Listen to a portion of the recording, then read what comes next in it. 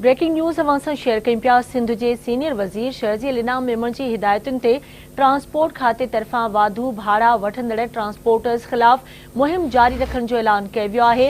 मुहिम सॼे सूबे ऐं मुल्क जे मुख़्तलिफ़ हंधनि तां मुसाफ़िरनि जी वापसी दौरान जारी रहंदी।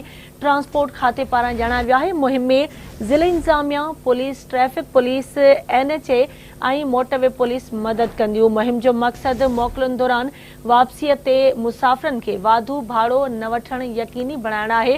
वाधू भाड़ो उगाड़ींदड़नि ख़िलाफ़ तकड़ी कार्रवाई कई वञे। शहर जे इनाम मेमण जे फील्ड ऑफिसर्स खे इहा हिदायत आहे। सिंध हुकूमत शहरियुनि खे गैर मुनसिफ़ाननि भाड़नि खां बचाइण लाइ पुरज़म आहे। शहर जे इनाम मेमण जो इहो चवणु आहे। तफ़सील मालूम कंदासीं कराची मां आवाज़ न्यूज़ जे रिपोर्टर शाहिद मीर सहतो खां। जी शाहिद, कहिड़ा तफ़सील आहिनि, आगाह कजो।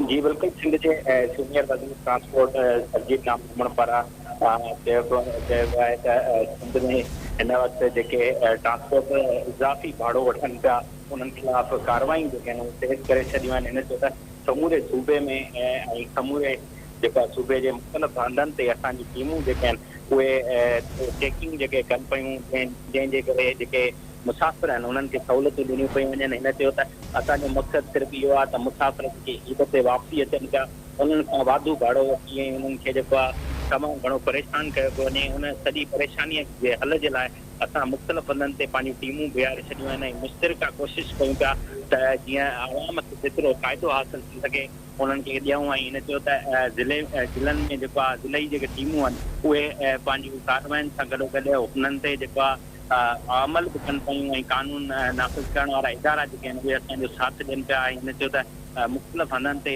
जेको आहे किराए जेको इज़ाफ़ी वसूल कयो वियो उहो जेको आहे पिणु मुसाफ़िरनि खे वापसी करायो वियो आहे।